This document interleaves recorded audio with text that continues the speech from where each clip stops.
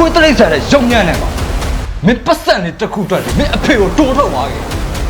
မင်းချက်ချင်းစေးရုံမပို့ပဲဒီတိုင်းထားခဲ့လို့အဖေအခုထိသတိပြမနေသေးဘူးကွာ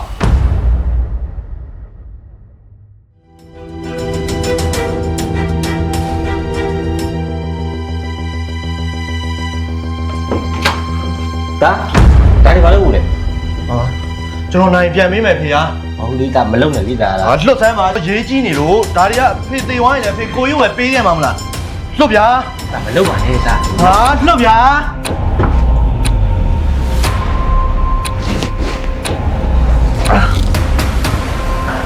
စီတူဒါမလုံနဲ့ဒါ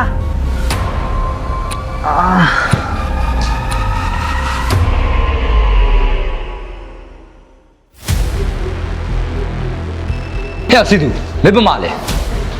ဘာလဲဗျာဟိုတော့ကလေ မင်းပါလောက်ခဲ့တယ်ဆိုတာမင်းသိတယ်နော်မင်းအခုချက်ချင်းအိမ်ကိုပြန်လာလိုက်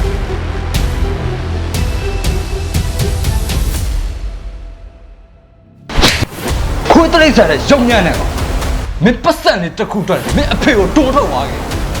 မင်းချက်ချင်းစေးရုံမပို့ပဲဒီတိုင်းထားခဲ့လို့အဖေအခုထိသတိပြမနေသေးဘူးကွာ ငွေရလေအဖေကအကောပဲပေါင်ပေးခဲ့မှာကျွန်တော်ကြုံကဘာဖြစ်လဲဗျာ မင်းပတ်စံပိတ်တာစီသူအဖေကဘာမှထုတ်မပြလို့မင်းကိုမချစ်ဘူးမင်းထင်နေတာလားမင်းဒီလိုလူလန်းဆက်နေနိုင်မို့အဖေနောက်ကိုရလဲဘယ်လောက်ပေးဆက်ခဲ့လဲမင်းသိလား တက်လားလေ လောက် ဩကိုကလောနေလို့ပါဇဲလေးသွားမယ်နော်ကဲဘလို့ချုံရမလဲပြောဩကိုကလည်းဝယ်ပေးမလို့ပါမြန်မာပလာဇာမှာစိန်ကူရဇူလိုင်လ10ရက်နေ့တိရှိသေးလားဆိုတော့ကိုကအရင်လာကြည့်တာဝယ်ပေးမယ်နော်စိတ်ဆိုးသေးလားပြောကျွန်တော်တို့ကဘာပေးဆက်လို့လဲကိုကြီးပဲလုပ်ငန်းထောင်နိုင်ခဲ့တာလေကျွန်တော်တို့အဖေကဘာလုပ်ပေးခဲ့လို့လဲ မင်းထင်နေတဲ့လုပ်ငန်းဆိုတာငါတို့နှစ်ယောက်တော့ကွာအဖေကငါမင်းတို့တက်ရှာကျွင်းနေတာငါပင်ပန်းနေတာဆိုရင်မန်းနဲ့တက်ပြမယ်လူစားမျိုးမဟုတ်ဘူးမင်းလောင်းသားကျွေးဆက်ဖို့မင်းအသက်ဆက်ရှင်ဖို့အဖေဘယ်လောက်ဒူးတော့ဘူးပတ်သက်ထီးခဲ့ရတယ်မင်းသိလား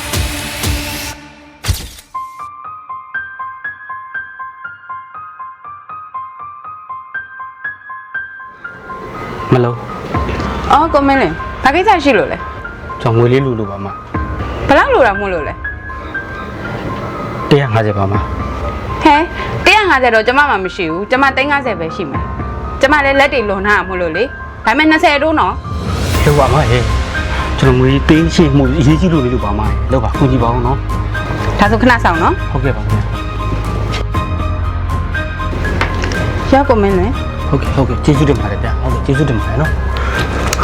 ကိုမင်းလေး20တိုးနော်မမင်းနဲ့ မင်းစိတ်အူကနေလက်စွပ်လေးလိုချင်တယ်ဆိုရင်အဖေဘယ်လိုပတ်သက်ဆူခဲ့တာကိုမင်းသိလား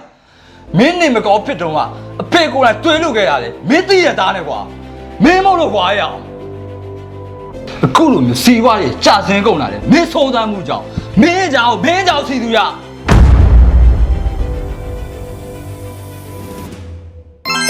မင်္ဂလာပါရှင်စိန်ကရီဂျိုင်2 discount ပွဲတော်ကြီးအားဆိုရင်မြန်မာ Plaza Promotion Area မှာဇူလိုင်လ10ရက်နေ့ထိရက်ထက်တိုးပေးထားပြီးဆက်လက်ရောင်းချနေပြီပဲဖြစ်ပါတယ်ရှင်အယောင်းလဲလုံးဝမရှုံးဘူးလို့ဆက်လာရောက်အပေးဖို့ဖိတ်ခေါ်လိုက်ပါရနော်